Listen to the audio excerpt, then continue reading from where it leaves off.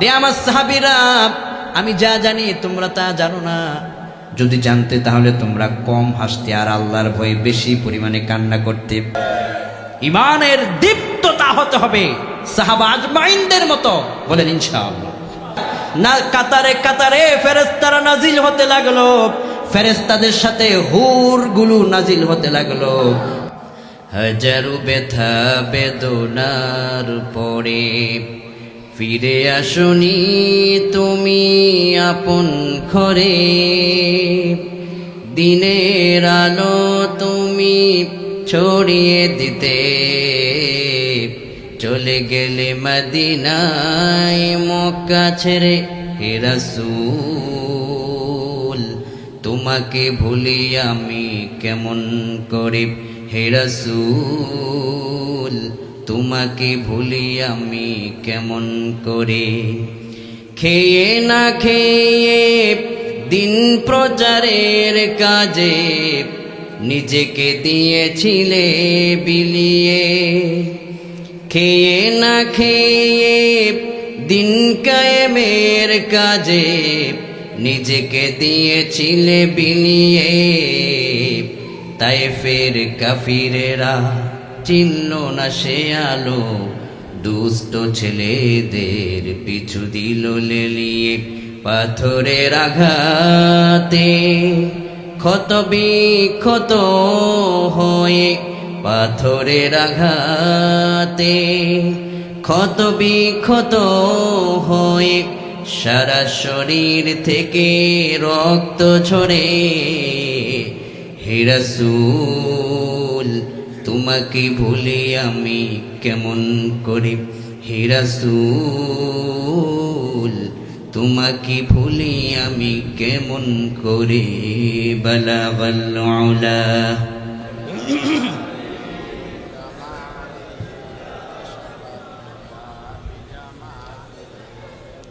বাংলাদেশের সুনাম ধন্য মাটি, বীর চট্টলার সাতকানিয়ার Sadaha Purba Kazirpara unity of young star club প্রবাসী ও এলাকাবাসীর উদ্যোগে চলছে আজকে কোরআনে কারীমের তাফসীরের মাহফিল। মহাবিশ্বের মহাবিশ্বয় মহাগ্রন্থ কালামে রব্বুল আলামিন ঘোষণা করেন, কুল ইন কুনতুম তুহিব্বুনাল্লাহা ফাত্তাবিউনি ইউহিব্বুকুমুল্লাহ ওয়া ইয়াগফির লাকুম যুনুবাকুম ওয়াল্লাহু গফুরুর রহিম। বিশ্বনবী সাল্লাল্লাহু আলাইহি ওয়াসাল্লামকে আল্লাহ পাক ডেকে বলেন, হে আমার হাবিব, तमाम দুনিয়ার সমস্ত মানবতাকে জানিয়ে দেন। বিমানাত তাফসীর, কুল লাহুম ইয়া মুহাম্মদ, হে আমার প্রিয় রাসূল আপনি তাদেরকে বলে দেন, তারা যদি দুনিয়ার ভিতরে শান্তি পেতে চায়, তারা যদি দুনিয়ার ভিতরে মুক্তি পেতে চায়, পরকালে যদি জাহান্নাম থেকে নাজাত পেতে চায়, তাদেরকে আমি আল্লাহ পাক একটা রোড দিয়েছি, একটা রাস্তা দিয়েছি। দুনিয়ার মানুষ যদি প্রশ্ন করে আমাকে কোন রাস্তা দেয়া হয়েছে, আল্লাহ পাক বলেন, নবী আপনি তাদেরকে বলেন, ফাত্তাবিউনি ইউহিব্বুকুমুল্লাহ। যদি তোমরা মুক্তি পেতে চাও, শান্তি পেতে চাও, লেলিন কালমার্কস দুনিয়ার কোনো রাম বাম কাফের মুশরিকের পথ নয়, তোমাদের জন্য আমি আল্লাহ আমার নবীজির পথকে চূড়ান্ত নির্দিষ্ট করে দিলাম। কোন সুবহানাল্লাহ। বিশ্বনবীর পথ হচ্ছে তোমার জন্য নাজাতের পথ, বিশ্বনবীর পথ হচ্ছে তোমার জন্য শান্তির পথ, বিশ্বনবীর পথের ভিতরে রয়েছে রহমত আর বরকত। বিশ্বনবীর পথের ভিতরে যে একবার ঢুকে যাবে তার জীবনটা জান্নাত পর্যন্ত পৌঁছে দিবেন যিনি, তিনি কে? আল্লাহ কায় নবী তাদেরকে বলে দেন, যদি তোমরা দুনিয়াতে রবের ভালোবাসা পেতে চাও, আল্লাহকে আপন করে পেতে চাও, তাহলে তারা যেন নবী আপনার অনুসরণ করে তাদের জীবন বাস্তবায়ন করে। যদি আপনি প্রশ্ন করেন আমি আমার জীবনকে নবীজির অনুসরণ মোতাবেক চালালে কি সারপ্রাইজ হবে, আল্লাহ পাক ঘোষণা করলেন, ওয়ায়াগফির লাকুম যুনুবাকুম ওয়াল্লাহু গফুরুর রহিম। কেউ যদি তার জীবন থেকে বিশ্বনবীর আনুগত্য করে নেয়, তার পাহাড় পরিমাণ গুনাহগুলোকে আমার আল্লাহ পাক 1 সেকেন্ডে মাফ করে দেয়। আল্লাহু আকবার। গুনাহ যদি তোমার পাহাড় পরিমাণ থাকে, তোমার গুনাহ যদি আকাশ পরিমাণ থাকে, বিশ্বনবীর আনুগত্য করলে তার গুনাহগুলোকে ক্ষমা করে দিবেন যিনি, তিনি কে? শুধুমাত্র আল্লাহ পাক গুনাহ কি একদিনের ক্ষমা করবে নাকি? ওয়ায়াগফির লাকুম বিমানাত তাফসীর। বিশ্বনবী সাল্লাল্লাহু আলাইহি ওয়াসাল্লামের আনুগত্য অনুসরণ যদি কেউ করে, তার সামনের পিছনের জীবনের যত গুনাহ হয়েছে সব গুনাহগুলোকে ক্ষমা করে ওই গুনার জায়গার ভিতরে নেক দিয়া পরিবর্তন করে দিবেন যিনি, তিনি কে? শুধু গুনাহ ক্ষমা হবে না, আল্লাহ পাক পরের অংশে আরো বলছেন। আল্লাহ পাক বলেন ইউহিব্বুকুমুল্লাহ, যদি তোমরা বিশ্ব নবীর আনুগত্যকে মেনে নাও, আমি আরশের মালিক আল্লাহ স্বয়ং তোমাদের সবাইকে ভালোবেসে ফেলবো। সুবহানাল্লাহ। কোন আল্লাহ যদি আমাদেরকে ভালোবাসেন, কোনো চিন্তা থাকতে পারে? আর আল্লাহর ভালোবাসা পাওয়ার মাধ্যম হচ্ছে নবীজির অনুসরণ করা। আল্লাহর ভালোবাসা পাওয়ার রাস্তা হচ্ছে প্রিয় নবীর অনুসরণ করা। বলেন কি করা? নবীজির অনুসরণ করা, তাকে মেনে চলা। এবার বিশ্বনবী সাল্লাল্লাহু আলাইহি ওয়াসাল্লাম এই পৃথিবীতে কখন এলেন, কি কারণে এলেন? বিশ্বনবী সাল্লাল্লাহু আলাইহি ওয়াসাল্লাম যখন এই পৃথিবীতে এলেন, গোটা দুনিয়াটা ছিল অন্ধকারাচ্ছন্ন পৃথিবী, যেখানে জুলুম, অত্যাচার, নিপীড়ন আর নির্যাতন ছিল। কে এই পৃথিবী সৃষ্টি করেছেন মানুষ জানতো না। একজন মহান আল্লাহ আছেন সেটাও মানুষ জানতো না। মানুষ শিরক আর কুফর করত, অন্ধকার জগতে নিমজ্জিত হয়ে গিয়েছিল। সে সময় দুনিয়ার মানুষগুলো শুধুমাত্র হাহাকার করছিল, কে আমাদেরকে নাজাত দেবে, কে আমাদেরকে মুক্তি দেবে। ইতিমধ্যে আল্লাহ রাব্বুল আলামিন তামাম দুনিয়ার সমস্ত মানবতাকে লক্ষ্য করে বিশ্বনবী সাল্লাল্লাহু আলাইহি ওয়াসাল্লামকে প্রেরণ করলেন। যখন গোটা দুনিয়া অন্ধকার ছিল, অন্ধকার পৃথিবীর ভিতরে নবীকে আল্লাহ পাক আলো বানায় প্রেরণ করে গোটা দুনিয়াটাকে আলোকিত করে দিলেন যিনি, তিনি কে? আমি আপনাদের কাছে প্রশ্ন করি, যদি আপনার ঘরে কখনো লাইট অফ হয়ে যায়, বন্ধ হয়ে যায়, ওই লাইটকে আবার জ্বালানোর জন্য কিসের প্রয়োজন হবে? জি, ওই ঘরের মধ্যে অন্ধকার দূর করার জন্য কিসের প্রয়োজন হবে? আলো। অন্ধকার দূর করতে হলে কি আনতে হবে? আলো আনতে হবে। এখানে সব লাইট যদি অফ করে দেওয়া হয়, মুহূর্তেই অন্ধকার ঢেকে যাবে। আর এই অন্ধকার দূর করতে হলে কি আনতে হবে? আলো আনতে হবে। বিশ্বনবী সাল্লাল্লাহু আলাইহি ওয়াসাল্লাম যখন পৃথিবীতে শুভাগমন এখনো হয় নাই, গোটা দুনিয়াটা অন্ধকারে ভরে গিয়েছিল। শিরকের অন্ধকার, কুফরের অন্ধকার, অত্যাচার জুলুমের অন্ধকার। এই সময় আল্লাহ পাক রব্বুল আলামিন গোটা দুনিয়াবাসীর জন্যে আলো হিসেবে প্রেরণ করে গোটা অন্ধকার পৃথিবীকে আলোকিত করে দিলেন। কোন সুবহানাল্লাহ। আল্লাহ পাক কালামে পাকে এটাই বুঝাচ্ছেন। রব্বুল আলামিন বলেন قد جاءكم من الله نور وكتاب مبين। তোমাদের মধ্যে আল্লাহর পক্ষ থেকে তোমাদের জন্য নূর আমি প্রেরণ করে দিলাম। নূরের সাথে আমি সুস্পষ্ট কিতাব দিলাম। বিমানাত তাফসীর, তাফসীর কোরআনুল আযীমের ভিতরে ইবনে কাসির ব্যাখ্যা করে কয়, আল্লাহ পাক যেখানে বলেছেন জাআকুম মিনাল্লাহি নূর, আলো প্রেরণ করলাম, এই আলোটা ঈসা রূহুল্লাহ নয়, মুসা কালিমুল্লাহ নয়, ইব্রাহিম খলিলুল্লাহ নয়। আল মুরাদ বিল আউয়ালি হুয়ার রাসূল সাল্লাল্লাহু আলাইহি ওয়াসাল্লাম ওয়া বিসানিল কোরআন। আল্লাহ পাক এই জায়গার ভিতরে আলো হিসেবে যাকে সম্বোধন করেছেন তিনি হলেন তোমার নবী, আমার নবী, প্রিয় নবী মুহাম্মদুর রাসূলুল্লাহ সাল্লাল্লাহু। নবীজিকে আলো বানায় প্রেরণ করা হলো। এবার এই প্রিয় নবীজি পৃথিবীতে তিনি মানুষদেরকে কিভাবে দাওয়াত দিবেন তার সাথে একটা সুস্পষ্ট কিতাব আল্লাহ পাক দান করলেন। আলহামদুলিল্লাহ।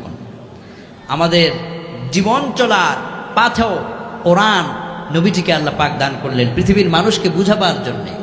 এখানে বলা হয়েছে মিনাল্লাহি নূরু ওয়া কিতাবুম মুবিন, সুস্পষ্ট কিতাব যেখানে কোনো বক্রতা নাই। পৃথিবীর যেখানেই জুলুম, অত্যাচার, নিপীড়ন সবকিছু দূর করার জন্য এই কোরআন যথেষ্ট। কোন আল্লাহু আকবার। বিশ্বনবী পৃথিবীতে এলেন, অন্ধকার পৃথিবী আলোকিত হলো, জুলুম দূর হলো, অত্যাচার দূর হয়ে গেল। বিশ্বনবীর শুভাগমনে আমরা উম্মত হয়ে আমরাও ধন্য হয়ে গিয়েছি। কোন আলহামদুলিল্লাহ।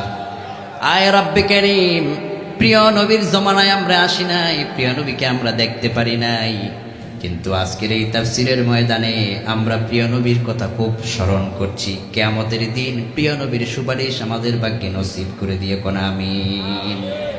প্রিয় নবীর সুপারিশ পাওয়ার জন্য প্রিয় নবীকে মেনে চলবো জীবনের প্রতিটি ক্ষেত্রে, বলুন ইনশাআল্লাহ।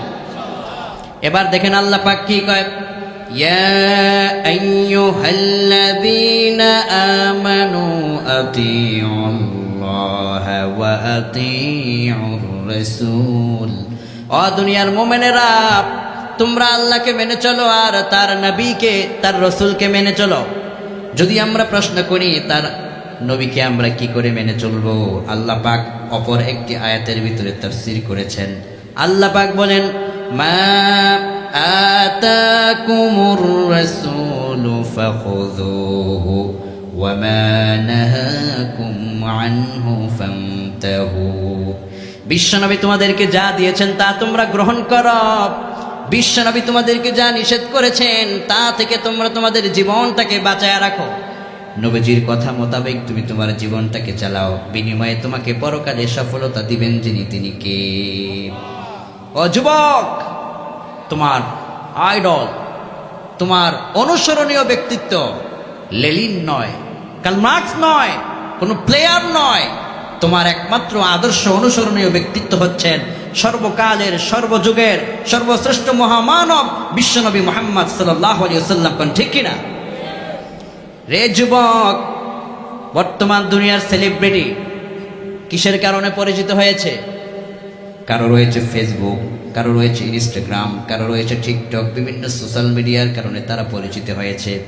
আমার নবীর কোনো ফেসবুক টিকটক ছিল না, না থাকার পরেও গোটা দুনিয়ার সমস্ত মানুষ আমার নবীকে চিনে, ঠিক কিনা? কোন নবীর পরিচয়ের জন্য ফেসবুক লাগে নাই, টিকটক, ইনস্টাগ্রামের সোশ্যাল মিডিয়ার কোনো সাইট লাগে নাই। বিশ্ব নবীর পরিচয়ের দায়িত্ব নিয়েছেন আরশের মালিক স্বয়ং আল্লাহ। কোন আল্লাহু আকবার। পৃথিবীতে যদি কোনো মহান সেলিব্রিটি থেকে থাকে তিনি হচ্ছেন মুহাম্মদ রাসূলুল্লাহ সাল্লাল্লাহু, হযরত মুহাম্মদ সাল্লাল্লাহু আলাইহি ওয়াসাল্লাম is the best order leader of the world. গোটা দুনিয়া আজ একমত সাক্ষী দিচ্ছে, আসমানের নিচে জমিনের উপরে মুহাম্মদ সাল্লাল্লাহু আলাইহি ওয়াসাল্লামের চেয়ে আদর্শ মহান ব্যক্তিত্ব পৃথিবীতে জন্ম হয় নাই, হবেও না। মুহাম্মদ সাল্লাল্লাহু আলাইহি ওয়াসাল্লাম সর্বকালের, সর্বযুগের, সর্বলোকের আদর্শ অনুসরণীয় ব্যক্তিত্ব। কোন আল্লাহু আকবার। সেই বিশ্বনবী সম্পর্কে আল্লাহ কয়, রে দুনিয়ার মানুষেরা, ওয়ামা কানা লিমুমিনিন ওয়ালা মুমিনাতিন ইযা কাদাল্লাহু ওয়া রাসূলুহু আমরা আন ইয়াকুনা লাহুমুল খিয়ারাতু মিন আমরিহিম ওয়া মান ইয়াসিল্লাহা ওয়া রাসূলুহু ফাকাদ দাল্লা দালালাম মুবিনা। এবার আপনি যদি বলেন আমি আমার প্রিয় নবীকে জীবনের প্রতিটি ক্ষেত্রে মানি, আসুন আমরা ওয়াদা করি যে হ্যাঁ, আমরা জীবনের প্রতিটি ক্ষেত্রেই আমাদের প্রিয় নবীকে মেনে চলবো ইনশাআল্লাহ। বলেন সবাই, বলুন ইনশাআল্লাহ। যুবক ভাইয়েরা বলুন ইনশাআল্লাহ। আল্লাহ পাক এই আয়াতে কি বলছেন দেখেন, কারো সামনে যদি আল্লাহ পাকের কোনো আদেশ চলে আসে, রসুলের কোনো বক্তব্য চলে আসে, গোটা দুনিয়ার সমস্ত বক্তব্যকে পিছে ফেলে সে আল্লাহ এবং রসুলের বক্তব্যকে প্রাধান্য দিয়ে নবীর কথা মোতাবেক জীবন চালাবে। সুবহানাল্লাহ। কোন এবার দেখেন, কেউ যদি এই নবীর পথ থেকে দূরে সরে যায়, আল্লাহর পথ থেকে দূরে সরে যায়, বৃদ্ধাঙ্গুষ্ঠ যদি প্রদর্শন করে প্রিয় নবীকে, নবীর আদর্শকে যদি সেই বৃদ্ধাঙ্গুষ্ঠি প্রদর্শন করে, নবীকে নিয়ে যদি সমালোচনা করে, নবীকে নিয়ে যদি তাওহীন করে, বিশ্ব নবীকে যদি তার ভালো না লাগে, আল্লাহ কয় তাহলে তার জন্য ভয়ঙ্কর কি আযাব আমি রেখেছি তোমরা কোরআন থেকে জেনে নাও। আল্লাহ পাক কয়, ওয়া মান ইয়াসিল্লাহা ওয়া রাসূলাহু ফাকাদ দাল্লা দালালাম মুবিনা। কেউ যদি নবীর পথ থেকে দূরে সরে যায়, তাহলে সে শুধু দূরেই সরে যায় না, এমন পথভ্রষ্টতা তার জীবনে নেমে আসে, এমন অন্ধকারের জীবন তার জন্য নেমে আসবে, গোটা দুনিয়ার লাইট জ্বালাইয়া তাকে আলোকিত জীবন দিতে পারবে না। ঠিক কিনা কোন? আমার জীবন, আমার ব্যক্তি, আমার পার্সোনাল লাইফ, আমার ইন্টারন্যাশনাল লাইফ, আমার ব্যক্তিগত জীবন থেকে আন্তর্জাতিক জীবন পর্যন্ত জীবনের প্রতিটি অঙ্গনে যদি সুন্দর করে আমি সাজাতে চাই, তাহলে মুহাম্মদ সাল্লাল্লাহু আলাইহি ওয়াসাল্লাম হবেন আমার জন্য সবচেয়ে সর্বকালের সর্বযুগের সেরা মহান ব্যক্তিত্ব। কোন ঠিক কিনা? আমি যাকে ভালোবাসবো, ভালোবাসার একমাত্র মানদণ্ড হবেন আমার প্রিয় রাসূল। কোন ঠিক কিনা? যদি এই জীবনটা প্রিয় রাসূলের জন্য, ভালোবাসাটা যদি আল্লাহ এবং তার রাসূলের জন্য হয়ে যায়, তাহলে আপনার মর্যাদা আল্লাহর আরশ পর্যন্ত পৌঁছে যাবে। কোন আল্লাহু আকবার। রে যুবকেরা, তোমাদের মতোই একজন যুবক ছিল, তার নাম হচ্ছে সাদ আস-সালামি রাদিয়াল্লাহু আনহু। ফকিহ আবুল লাইস সামারকান্দি তিনি ব্যাখ্যা করেছেন। এখানে অনেক যুবক ভাইরা এসেছেন, যুবক আছেন না এখানে? যুবকরা একটু হাত তুলেন, যুবক ভাইরা একটু হাত তুলেন, যারা ইয়াং, আগামী বাংলাদেশের নেতৃত্ব যারা দিবে। মাশাআল্লাহ, অনেক যুবক এসেছেন, হাত নামান। মাশাআল্লাহ, মাশাআল্লাহ। যুবক ভাইয়েরা, যুবক ভাইয়েরা, আপনারা কি ভয় পাচ্ছেন নাকি? যে হুজুর হাত তুলতে বললো, আবার মাহফিলে যাওয়ার সময় 1000 করে টাকা দেওয়া লাগবে মনে হয়, এরকম কোনো ভয় আছে? শুধু আমি ইয়াংদেরকে দেখতে চাই, যারা ইয়াং, আমি শুধু তাদেরকে দেখতে চাই। দুহাত উঁচু করে একটু হাত তুলে দেখেন, সবাই হাত তুলেন, ইয়াংরা। মাশাআল্লাহ, মাশাআল্লাহ। এই যে যুবক ভাইয়েরা, এবার হাত নামান, এবার হাত নামান। আপনাদের মতোই একজন যুবক প্রিয় নবীকে কিভাবে মেনেছে, কিভাবে ভালোবাসলে জীবনটা সফল, তার একটা এক্সাম্পল আমি আপনাদের খেদমতে এখন পেশ করছি। আশা করছি এই কথাটা আপনার জীবনকে পাল্টে দেবে। বলুন ইনশাআল্লাহ। আপনাদের কারো কষ্ট হচ্ছে? কোনো কষ্ট হচ্ছে? আল্লাহ কষ্টের বিনিময়ে জাহান্নামের কষ্ট দূর করে দিন, বলি আমিন। যদিও আপনারা বলছেন কষ্ট হচ্ছে না, কিন্তু প্রচণ্ড গরমে আমাদের দিকে হয়তো পাখার ব্যবস্থা আছে, মেহমানদের জন্য হয়তো পাখার ব্যবস্থা আছে, আপনাদের জন্য তো খুব কষ্টই হচ্ছে। আচ্ছা, ফাঁকে ফাঁকে পাখা দেওয়া হয়েছে, তবুও যদি কষ্ট হয়, দোয়া করছি এই দুনিয়ার কষ্ট গ্রহণের বিনিময়ে জাহান্নামের ভয়ঙ্কর কষ্ট আল্লাহ দূর করে দিন, পড়ি আমিন। প্রিয় যুবক ভাইয়েরা, আপনাদের মতো একজন যুবক সাহাবী বিশ্বনবীকে কিভাবে ভালোবেসেছেন, বিশ্বনবীকে কিভাবে অনুসরণ করেছেন, বিনিময়ে তার জীবনটা কত সারপ্রাইজ হয়েছে, জীবনটা, তার জীবনটা কত নুরানি হয়েছে দেখেন। নাম হচ্ছে হযরত সাদ আস-সালামি রাদিয়াল্লাহু আনহু। যুবক মানুষ বিশ্বনবীর সামনে এসে কান্না করছেন। নবীজি বললেন, রে সাদ, তুমি কান্দো কেন? সাদ কয়, ইয়া রাসূলুল্লাহ, ইয়া হাবিবাল্লাহ, আপনি আমাকে বলুন, আমি যদি মারা যাই, আমি কি আমার আল্লাহর জান্নাতে যেতে পারবো না? আল্লাহর হাবিব বললেন, সাদ, তুমি কান্দো কেন আর জান্নাতে যেতে পারবো না এই প্রশ্নই বা কেন করছো? তুমি কি কালেমা পড়ে মুসলমান হও নাই? সাদ কয়, ইয়া রাসূলুল্লাহ, আমি আমার তামাম জিন্দেগির সব কিছু উজাড় করে দিয়ে আমি আমার আল্লাহ পাককে ভালোবেসে আমি কালেমা পড়ে, অনেক আগেই কালেমা পড়ে মুসলমান হয়ে গিয়েছি। কোন সুবহানাল্লাহ। বিশ্বনবী বললেন, তুমি আমার সাহাবী, তুমি তোমার চোখে আমাকে দেখতে পেরেছ, আবার তুমি ঈমান গ্রহণ করেছ, জান্নাত নিয়ে তোমার কোনো প্রশ্নই তো হতে পারে না। মরার সাথে সাথে তোমার জন্য আল্লাহর 8 জান্নাতের দরজাগুলো ঠাস ঠাস করে খুলে যাবে। এরপরও সাদ কান্না করে, ইয়া রাসূলুল্লাহ, আমার মনে হচ্ছে আমি জান্নাত পাবো না। বিশ্বনবী বললেন, সাদ, তোমার এটা কেন মনে হয়? কি কারণে তোমার মনে হয়? সাদ কয়, ইয়া রাসূলুল্লাহ, আমি পুঙ্খানুপুঙ্খানুরূপে আপনার সবগুলো সুন্নতকে পালন করি, দাঁত দিয়ে আপনার সুন্নতকে আঁকড়ে ধরি। ও আমার তরুণ যুবকেরা, মিলাদুন নবী সাল্লাল্লাহু আলাইহি ওয়াসাল্লামের শিক্ষা হলো বিশ্বনবীর সুন্নতগুলোকে দাঁত দিয়ে কামড়ায় ধরা। জীবন চলে যেতে পারে, প্রিয় নবীর একটা সুন্নত আমার জীবন থেকে ছুটে যেতে পারে না, এটাই শিক্ষা। হযরতে সাদ কয়, ইয়া রাসূলুল্লাহ, সুন্নতগুলোকে দাঁত দিয়ে কামড়ায় ধরেছি, কিন্তু একটা সুন্নত এখনো পর্যন্ত মানতে পারি নাই। এমত অবস্থায় যদি আমি মারা যাই, এই একটা সুন্নত পালন না করার কারণে জাহান্নামের আগুন যদি আমাকে জ্বালায় পুড়ে শেষ করে দেয়, জাহান্নামের আগুন আমি সইতে পারবো না। ভয়ঙ্কর আযাব আমি সইতে পারবো না, জাহান্নামের ভয়ঙ্কর আযাব আমি সাদের এই শরীর গ্রহণ করতে পারবে না গো ইয়া রাসূলুল্লাহ। আল্লাহর হাবিব বললেন, সাদ তুমি তোমার কারণটা আমাকে বলো। সাদ কয়, ইয়া রাসূলুল্লাহ ফরজগুলো ঠিকঠাক মতো আদায় করি, ওয়াজিবগুলো ঠিকঠাক মতো আদায় করি, সুন্নতগুলোকেও ছেড়ে দেই না। একটা সুন্নত আমি এখনো পালন করতে পারছি না, তা হলো বিয়ে করার সুন্নত। আমি যুবক মানুষ, আমার চরিত্রকে রক্ষা করার জন্যে বিয়ে করা আমার উপর আপনার একটা নিয়ামতের সুন্নাহ, কিন্তু এই সুন্নতটাকে আমি পালন করতে পারছি না গো ইয়া রাসূলুল্লাহ। আল্লাহর হাবিব বললেন, সাদ কেন তুমি বিয়ে করে ফেললেই তো হয়। সাদ কয়, ইয়া রাসূলুল্লাহ আমার চেহারার দিকে তাকায় দেখেন, আমি এই মদিনার যুবকদের ভিতরে সবচাইতে কালো একজন যুবক। আমি কালো বলে এই মদিনার কোনো পিতা তার মেয়েকে আমার কাছে বিয়ে দিচ্ছে না, আর এই কারণে আমি বিয়েও করতে পারছি না। কালো বলে কেউ আমার কাছে মেয়ে দিচ্ছে না। যদি আমার কাছে কারো মেয়ে বিয়ে না দেয়, এমতো অবস্থায় যদি আমি মারা যাই, এই একটা সুন্নত পালন না করে যদি মারা যাই, কলিজা কেঁপে ওঠে যদি হাসরের ময়দানে আল্লাহ আমাকে আযাবের সম্মুখীন করেন।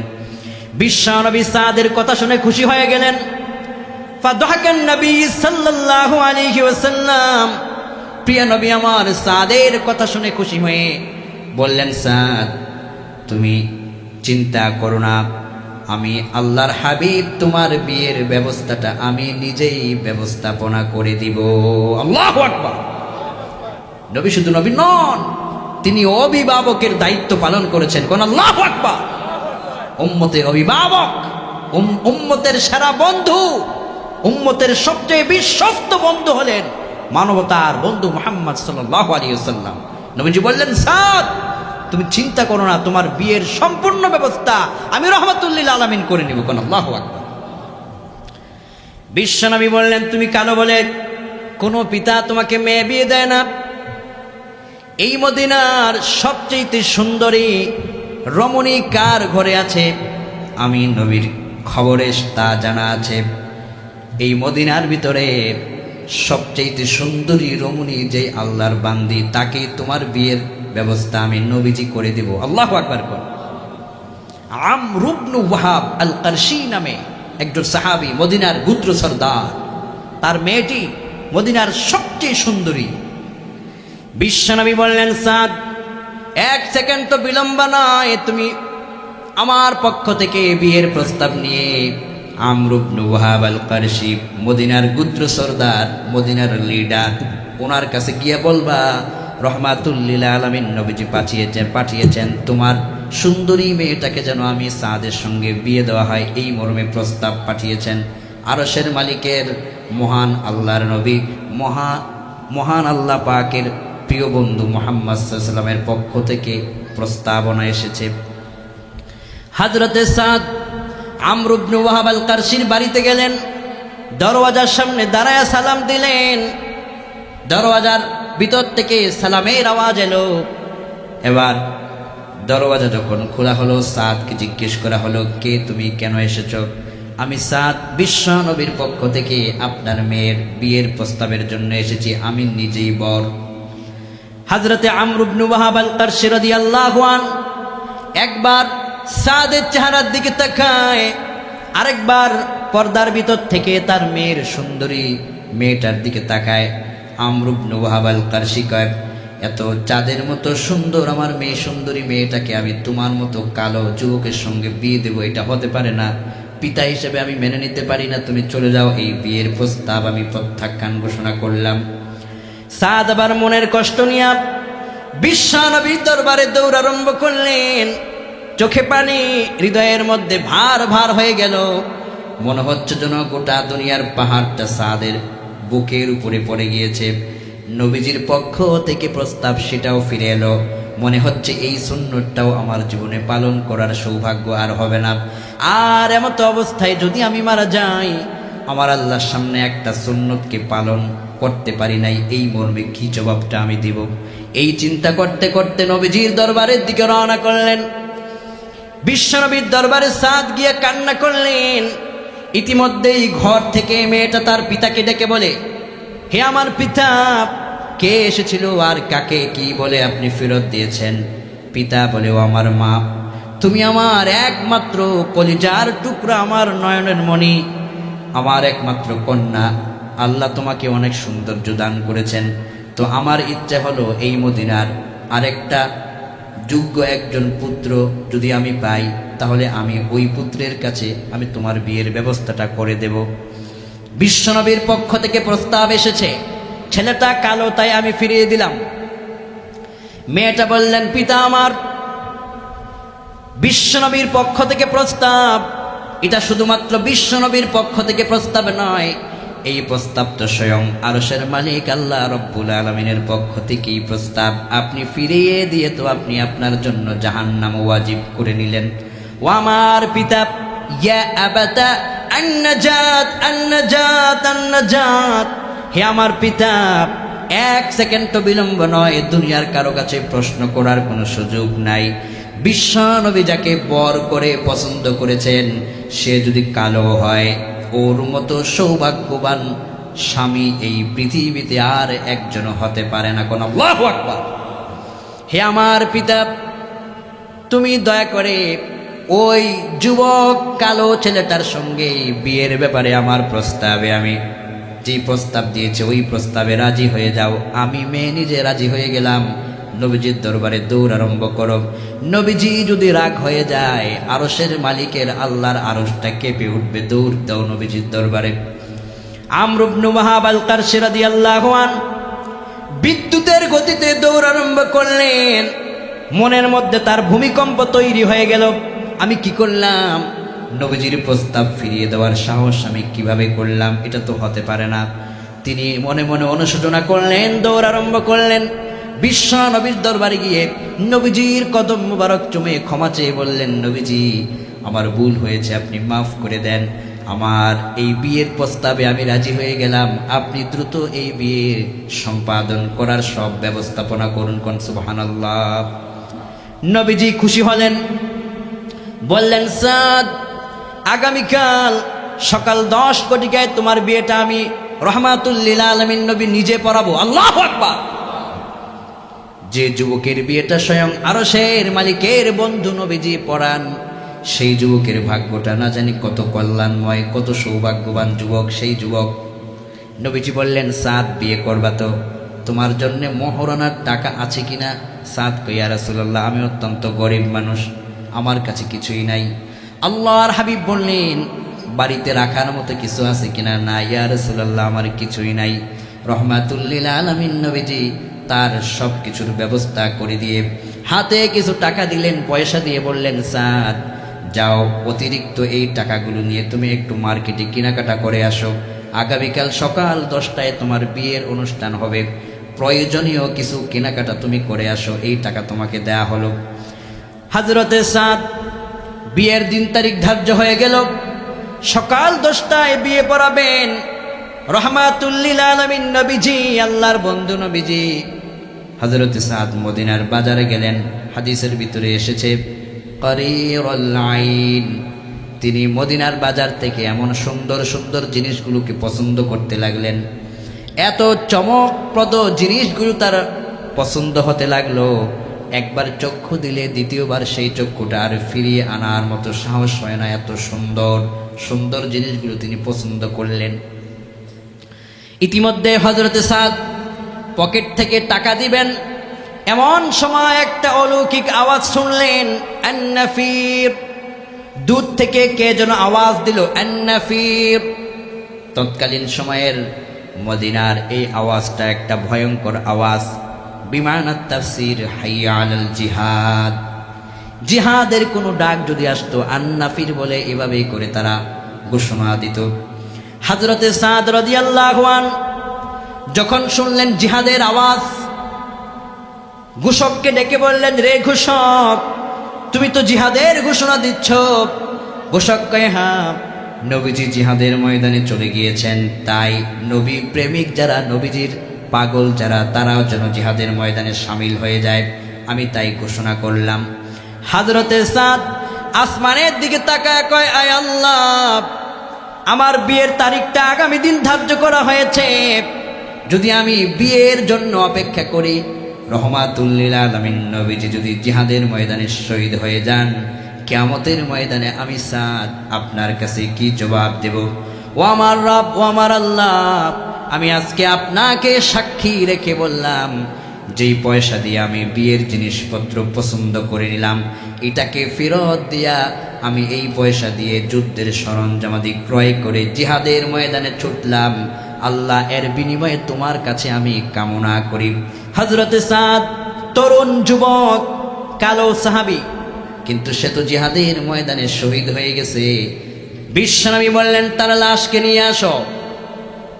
যুবক মানুষ, ত্যাগ কাকে বলে? আল্লাহর জন্য ত্যাগ কাকে বলে? আগামী দিন বিয়ের পিড়িতে বসবে আর তার আগেই সে আল্লাহর জন্য জিহাদের ময়দানে জীবন দিয়ে দেয়।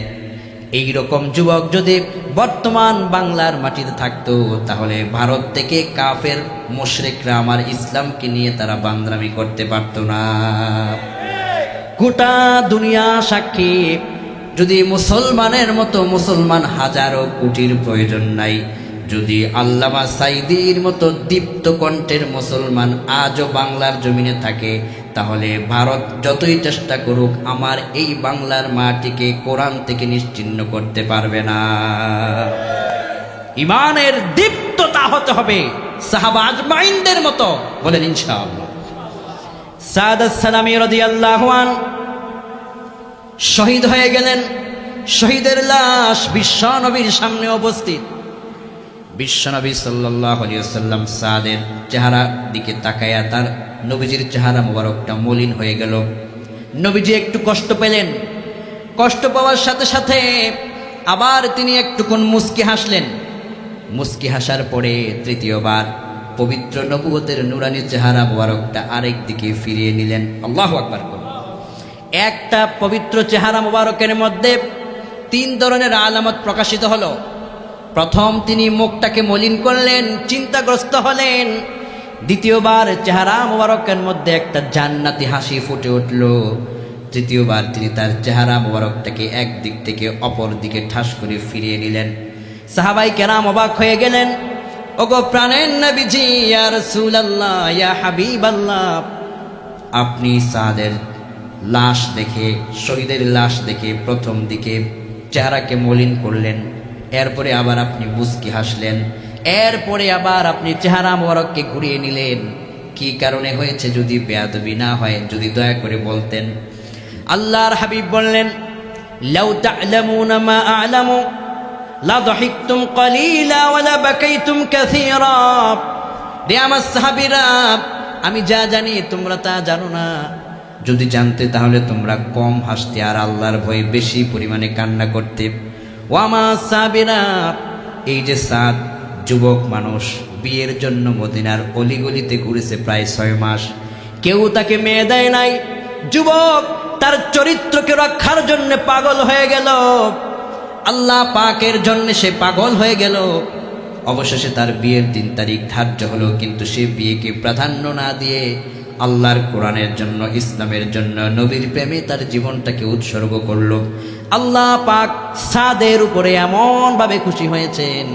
আমি যখন সাদের চেহারা দেখলাম প্রথম দিকে, সাদের জন্য আমার মায়া হয়ে গেল। আমি তো রহমাতুল লিল আলামিন নবী, আমাকে তো আল্লাহ একটা দয়ালু মন দিয়েছেন। আমার হৃদয়টা তার জন্য মায়ায় ভেঙে পড়লো, তাই আমি চেহারাটাকে মলিন করেছি।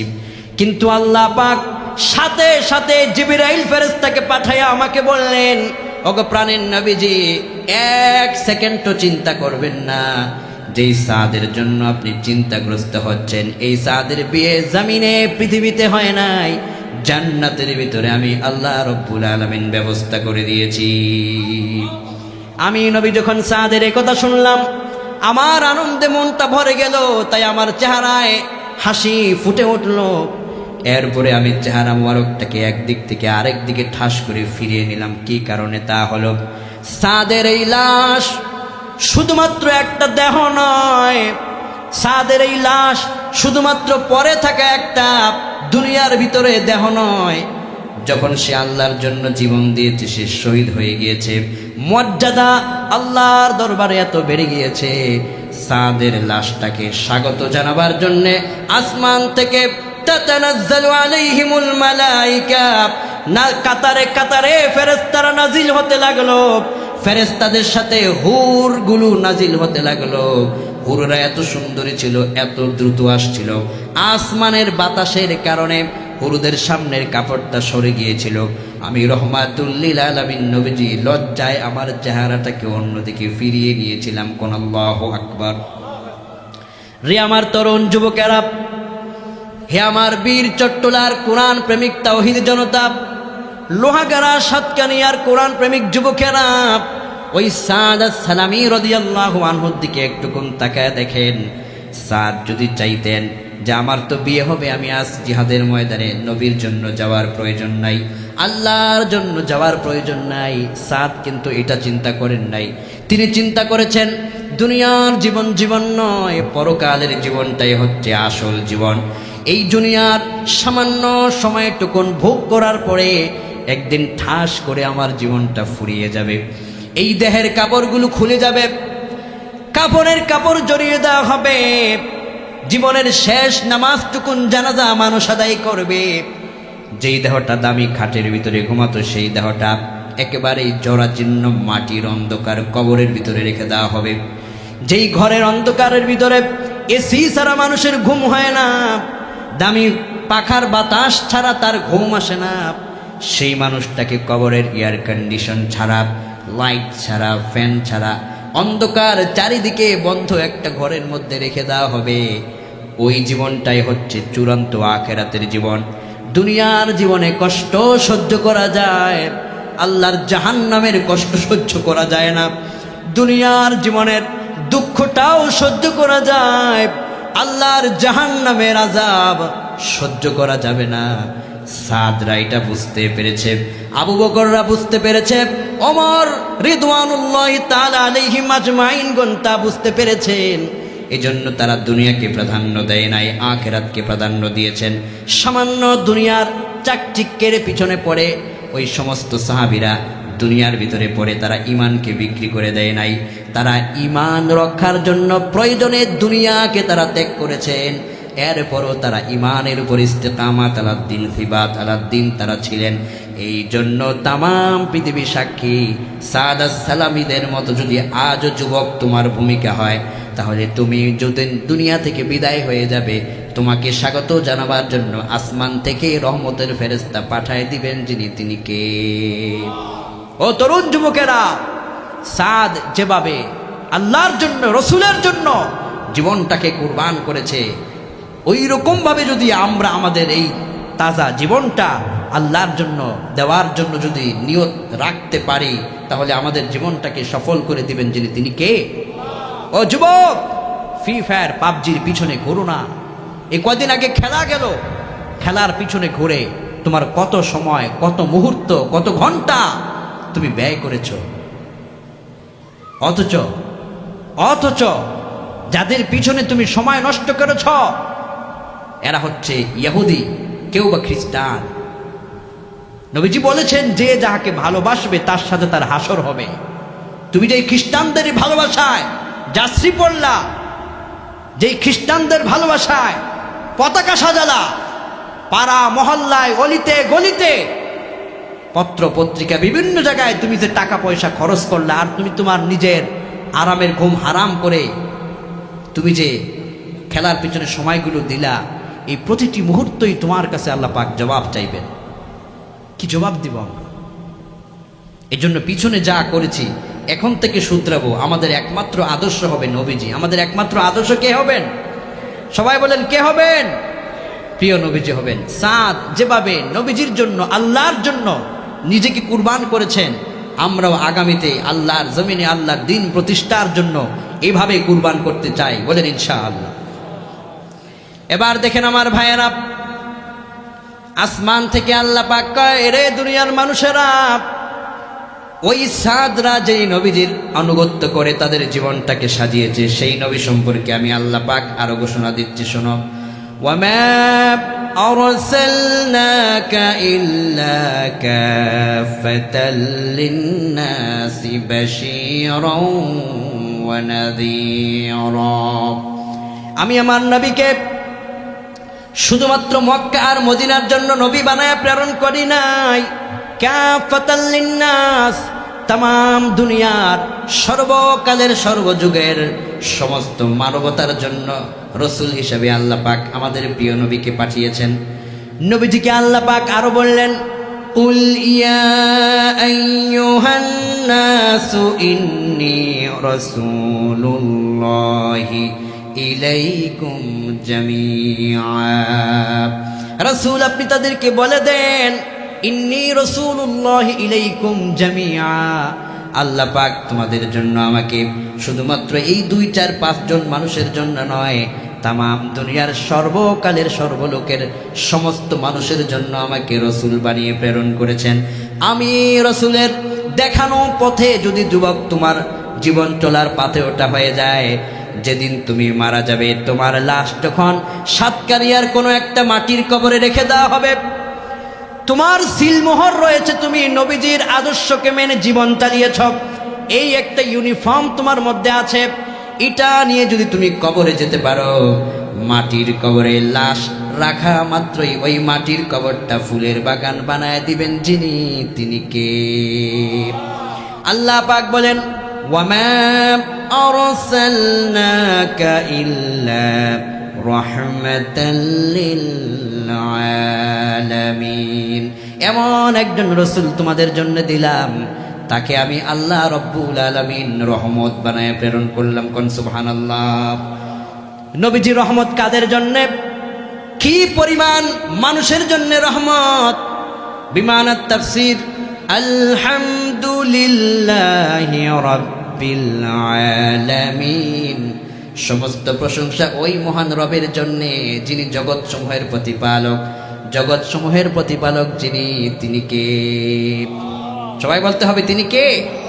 আল্লাহ রব্বুল আলামিন, যত জগতের জন্য রব। আল্লাহ পাক বলেছেন, ওয়ামা আরসালনাকা ইল্লা রাহমাতাল লিল আলামিন। আমি আল্লাহ পাক যত জগতের জন্য রব, আমার নবীজি তত জগতের জন্য রহমত। কোন সুবহানাল্লাহ। এই রহমতের নবীজির উম্মত হতে পেরে আমরা ধন্য হয়েছি। কেমন দয়া তার! বিশ্ব নবী সাল্লাল্লাহু আলাইহি ওয়াসাল্লাম উম্মতের জন্য কেমন পাগল ছিলেন।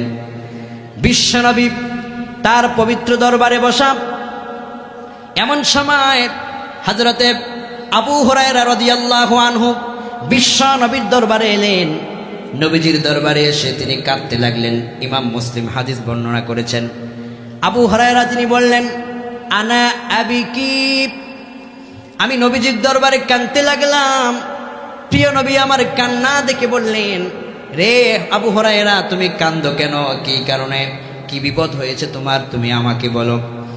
আবু হুরায়রা রাদিয়াল্লাহু আনহু বললেন, ওগো ইয়া রাসূলুল্লাহ, ইয়া হাবিবাল্লাহ, আমি আপনার দরবারে আসি, আপনার পবিত্র জবান থেকে হাদিসগুলোকে শুনি, এগুলোকে আমি আবার হেফাজত করার চেষ্টা করি, পৃথিবীর মানুষকে ছড়িয়ে দেওয়ার জন্য চেষ্টা করি। আমি আমার মায়ের বাড়িতে যাওয়ার পরে মা আমাকে জিজ্ঞেস করলেন, আবু হুরায়রা তুমি কোত্থেকে এসেছ? আমি বললাম, তাম দুনিয়া যার কদম মুবারক চুমলে ধন্য হয়, আমি সেই রহমাতুল লিল আলামিন নবীজির দরবারে ছিলাম, আসতে আমার দেরি হয়ে গিয়েছে। মা আমাকে অনেক বকা করলেন, আঘাত করলেন, সহ্য করতে না পেরে, ইয়া রাসূলুল্লাহ, আমি আপনার দরবারে এসেছি। নবীজি বললেন, মা তোমাকে মেরেছে, এই কারণে তো আমি আর তোমার মায়ের ব্যাপারটা নিয়ে চিন্তা ভাবনা করতে পারি না। তোমার মাকে আবার উল্টা আঘাত করতে তো আমি পারি না। মা সন্তানকে শাসন করেছে। হযরত আবু হুরায়রা রাদিয়াল্লাহু আনহু কয়, ইয়া রাসূলুল্লাহ, ইয়া হাবিবাল্লাহ, আমার মাকে উল্টা আঘাত করার জন্য আমি বলি নাই, আপনার থেকে এই শিক্ষা আমি পাই নাই। আমার মনের দৃঢ় বিশ্বাস হলো আপনি রহমাতুল লিল আলামিন নবীজি। আপনার পবিত্র হাত মুবারক যদি আল্লাহর দরবারে তুলেন, আমার মায়ের হিদায়াতের জন্য যদি একটু আপনি দোয়া করেন, আমার মন সাক্ষী দেয় আপনি দোয়া করতে দেরি হবে, আমার মা কালেমা পড়তে মুসলমান হতে দেরি হবে না। ইয়া রাসূলুল্লাহ, আমার মায়ের হেদায়েতের জন্য আমি আপনার কাছে দোয়া চাই। হাদিস শরীফের মধ্যে এসেছে, আল্লাহর হাবিব ইমাম মুসলিম বর্ণনা করে কয়, নবীজি দুহাত উঁচু করলেন আর বললেন, আল্লাহুম্মা ইহদি উম্মা আবি হুরায়রা। ও আল্লাহ, আমি রহমাতুল লিল আলামিন নবীজি হাত তুললাম আর বললাম, আবু হুরায়রার মাকে তুমি হেদায়েত নসিব করে দাও। হযরত আবু হুরায়রা রাদিয়াল্লাহু আনহু বিশ্ব নবীকে দোয়ার মধ্যে ফেলে দৌড় আরম্ভ করলেন। রাস্তার ভিতরে কোনো জায়গায় তার কোনো এক জায়গায় বিশ্রাম নাই, দৌড় আরম্ভ করলেন। পিছন দিক থেকে সাহাবায়ে কেরাম দেখে বললেন, আবু হুরায়রা রাদিয়াল্লাহু আনহু অত্যন্ত ভদ্র মানুষ, কারো সঙ্গে ঝগড়া করে না, কারো সঙ্গে তিনি বিবাদে যান না, দৌড়াচ্ছেন কোনো বিপদে বুঝি পড়ে গিয়েছেন। সাহাবায়ে কেরাম সালাম দিয়ে বললেন, রে আবু হুরায়রা, বিপদ হলে বলো, তোমাকে আমরা তোমার পাশে এসে দাঁড়াবো। আবু হুরায়রা রাদিয়াল্লাহু আনহু বললেন, আমার রাস্তা তোমরা আটকায়ো না, আমাকে দৌড়াতে দাও, আমি দৌড়ে দ্রুত আমার বাড়িতে পৌঁছতে চাই। কেননা রহমাতুল লিল আলামিন নবীজিকে আমি দোয়ার মধ্যে রেখে এসেছি। আমি চাই আমার নবীজি দোয়া করার সাথে সাথে আমি আগে বাড়িতে গেলাম নাকি আমার বাড়িতে যাওয়ার আগে নবীজির দোয়া আমার বাড়িতে পৌঁছে গেল, কোনটা হলো দেখতে চাই। আবু হুরায়রা বাতাসের গতিতে দৌড় আরম্ভ করলেন। তিনি নিজে বর্ণনা করে কয়, মায়ের ঘরের দরজায় দাঁড়ায়া যখন আমি দরজা নক করব, এমন সময় ভিতর থেকে আমি টপ টপ করে পানি পড়ছে এরকম আওয়াজ শুনছি। হৃদয়টা আমার ঠান্ডা হয়ে গেল। আমার তখন মনে হচ্ছিল আমার মা বুঝি গোসল করে এসেছেন, হয়তো তিনি কালেমাও পড়বেন। একটু পর আমি ঘরে দরজায় নক করলে মা আমার দরজা খুললেন। নরম সুরে আমাকে বললেন, আবু হুরায়রা, তোমাকে মেরে আমি বুঝি অনেক কষ্ট অনুভব করছি, অনুশোচনা করেছি, নবীজিকে বকাবকি করেছি, সেটা আমার জন্য অনুচিত হয়েছে। আমি আমার তামাম জিন্দেগির সমস্ত ভুলকে ত্যাগ করে দিয়া আবু হুরায়রা ঈমান গ্রহণ করতে চাই, তুমি আমাকে নবীজির দরবারে নিয়ে যাও, আমি কালেমা পড়ে মুসলমান হয়ে যেতে চাই। হযরত আবু হুরায়রা মাকে নিয়ে বিশ্ব নবীর সামনে হাজির হয়ে গেলেন। হাদিস শরীফের ভিতরে এসেছে, ফাকালাত আশহাদু আল্লা ইলাহা ইল্লাল্লাহু ওয়াহদাহু লা শারীকা লাহু ওয়া আশহাদু আন্না মুহাম্মাদান আবদুহু ওয়া রাসূলুহু। আবু হুরায়রার মা কালেমা পড়লেন, সাদার বাক্য উচ্চারণ করলেন, কালেমা পড়ে তিনি মুসলমান হয়ে গেলেন।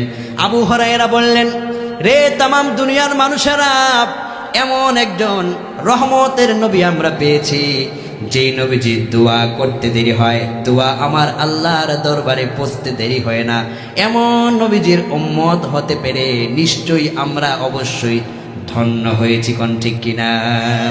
হৃদয়ের গভীর থেকে কলিজা ভরা শ্রদ্ধা নিয়ে পড়ুন প্রিয় নবীজির উপরে একবার সাল্লাল্লাহু আলাইহি ওয়াসাল্লাম। শুধুমাত্র তাই নয় আমার ভাইয়েরা, আল্লাহ সুবহানাহু ওয়া তাআলা এজন্যই বলেছেন, ডানে তাকাও, বামে তাকাও, পিছনে তাকাও, সামনে তাকাও, তোমার চলার রাস্তা দুনিয়ার কোনো নেতা নন, তোমার চলার পথ দুনিয়ার কোনো নেতার পথ নয়, তোমার চলার পথ একমাত্র আদর্শ হলো নবী মুহাম্মদুর রাসূলুল্লাহ সাল্লাল্লাহু। আজকে তাম দুনিয়া তোমার নবীকে নিয়ে গবেষণা করছে। হে উম্মত, মিলাদুন নবী সাল্লাল্লাহু আলাইহি ওয়াসাল্লামের মাস এসেছে, তুমি কি একটিবারও তোমার প্রিয় রাসূলের জীবনী পড়েছো? তুমি কি একটিবার তার আদর্শ কেমন ছিল জানতে চেয়েছো? তুমি কি জানো তোমার নবীর কি ইজ্জত, কি সম্মান? তোমার নবীকে নিয়ে এখন প্রশংসা হচ্ছে, তোমার নবীকে নিয়ে গবেষণা করছে ইহুদিরা, খ্রিস্টানেরা, তোমার নবীর জীবনকে নিয়ে আজকে পুরো পৃথিবী গবেষণা হচ্ছে। লন্ডনের একজন বিজ্ঞানী নবীজির একটা হাদিসকে নিয়ে গবেষণা করেছেন। নবীজি এই হাদিসের ভিতরে বলেছেন, যদি তোমাদের কোনো পাত্রে কুকুর লালা ফেলে, ওই পাত্রকে তোমরা 7 মাররাত উলাহুন্না বিত্তুরাব, বুখারীর ইবারত। যদি কুকুর কোনো লালা ফেলে এটাকে মাটি দিয়ে ভালো করে 7 বার ঘষবা, এরপরে মাটি দিয়ে ঘষে পানি দিয়ে 7 বার ধৌত করবা, তাহলে তোমাদের এই জীবাণু দূর হবে, এই পাত্র পাক হবে, পবিত্র হবে। বিজ্ঞান বলছে এখন আধুনিক পৃথিবীতে এত উন্নত মেডিসিন থাকার পরে এই মাটি দিয়ে ঘষা আর মুহাম্মদ সাল্লাল্লাহু আলাইহি ওয়াসাল্লামের এই বৈজ্ঞানিক থিওরি নাকি অচল। নাউযুবিল্লাহ বলে। পৃথিবীর যুগের কোনো মুহূর্তেই নবীজির কোনো কথাই অচল নয়, বরং নবীজির প্রতিটি কথা বর্তমান এবং বাস্তব। কোন ঠিক কিনা? তার ইজ্জত, তার সম্মান, তার মুআজিজা, এটা যে অনেকগুলো মুআজিজার মধ্যে এটা একটা মুআজিজা। তার প্রতিটি কথা, তার প্রতিটি বক্তব্য কালিমা লেপন করার অথরিটি পৃথিবীর কারো হয় নাই। বাস্তবসম্মত মানব কল্যাণে সর্বোচ্চ শ্রেষ্ঠতম কথাটা তার জবান দিয়ে বের হয়েছে। কোন আল্লাহু আকবার। বিজ্ঞান বলছে, তা আমরা একটু গবেষণা করি। গবেষণা করে তারা নবীজির সাল্লাল্লাহু আলাইহি ওয়াসাল্লামের এই পানি দ্বারা ধৌত এটাকে ফেলে তারা নিজের ওষুধ দিয়ে দেখেছেন, নিজের মেডিসিন দিয়ে তারা দেখে, লন্ডনের বিজ্ঞানীরা গবেষণা করে দেখলেন ওই পাত্র থেকে জীবাণু দূর হচ্ছে না। আমেরিকা থেকে বলা হলো আমাদের মেডিসিন নিয়ে পরিষ্কার করো। ওই মেডিসিন নিয়ে পরিষ্কার করার পরে, পরীক্ষা করার পরে দেখা গেল এখনো পর্যন্ত জীবাণু দূর হয় নাই।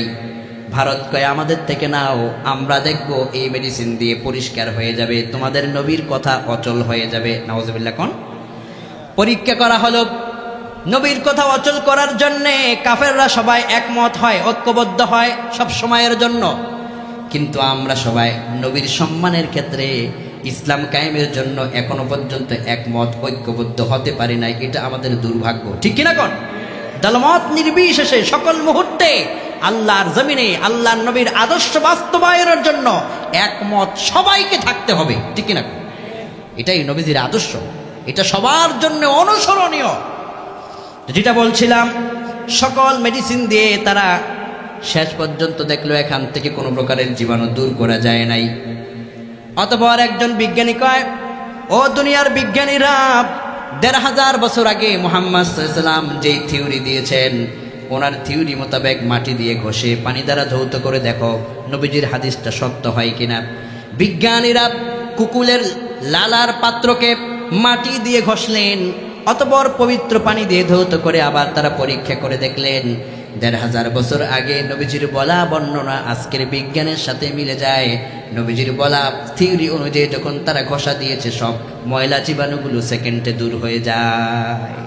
লন্ডন বিজ্ঞানী তিনি বললেন যে মুহাম্মদ সাল্লাল্লাহু আলাইহি ওয়াসাল্লাম পৃথিবীতে নাই, না থাকার পরেও তার থিওরি পৃথিবীর মানুষের জন্য চলমান, মানুষের জন্য উপকার বয়ে এনেছে। আমি সেই মুহাম্মদ সাল্লাল্লাহু আলাইহি ওয়াসাল্লামকে সারপ্রাইজ দিতে চাই। বিজ্ঞানীরা বললেন তিনি তো পৃথিবীতে নাই, তাকে সারপ্রাইজ আপনি কি করে দিবেন? তিনি বললেন আমি আজ সকলের সামনে তাকে সারপ্রাইজ করতে চাই। আমার পরিবারের লোকদেরকে ডাকো। পরিবারের লোকদেরকে আনা হলো, চেম্বারে বসা হলো। ওই মেডিকেল সায়েন্টিস্ট ডক্টর তিনি সবার সামনে বললেন যে মুহাম্মদ সাল্লাল্লাহু আলাইহি ওয়াসাল্লামের থিওরি বর্তমান দুনিয়ার মানুষকে এত উপকার এনে দেয়, তার কোনো কথাই পৃথিবীর মানুষের জন্য অচল নয়, অগ্রহণীয় নয়। তার প্রত্যেকটা কথাই মানুষের জন্য কল্যাণকর, বাস্তব, সত্য, উপকারের। তাই আমি তার উপর সম্মান রেখে আজ আমি কালেমা পড়ে মুসলমান হয়ে গেলাম। কোন আল্লাহু আকবার। তিনি বললেন আজ আমি কালেমা পড়ে মুসলমান হয়ে নবীজিকে সারপ্রাইজটা দিয়ে দিলাম। কিয়ামতের ময়দানে যেদিন দাঁড়িয়ে যাব, আমলনামা যখন শূন্য হয়ে যাবে, পানি পানি বলে যখন চিৎকার মারব, নবীজির সামনে গিয়ে বলবো, গো প্রাণের নবীজি, আপনাকে দেখি নাই, কিন্তু আপনার একটা থিওরি গবেষণা করে সম্মান রেখে আমি কালেমা পড়ে মুসলমান হয়েছিলাম। আপনার সুপারিশ আমি চাই। নবীজির সুপারিশ পেয়ে সেদিন আমি ধন্য হয়ে যাব। কোন সুবহানাল্লাহ। সেই সুপারিশ আমরা চাই কি চাই না? প্রিয় নবীর সুপারিশ ছাড়া কদম দেওয়ার ক্ষমতা তোমার হবে না। যুবক, যুবক, তুমি আজ কার স্টাইলে চুল রাখো? তুমি আজ কার স্টাইলে তোমার ফেসবুক, ইনস্টাগ্রাম, টিকটক ইউজ করো? যুবক, মসজিদে আজান হয়, তুমি কেন মসজিদে ঢুকছো না?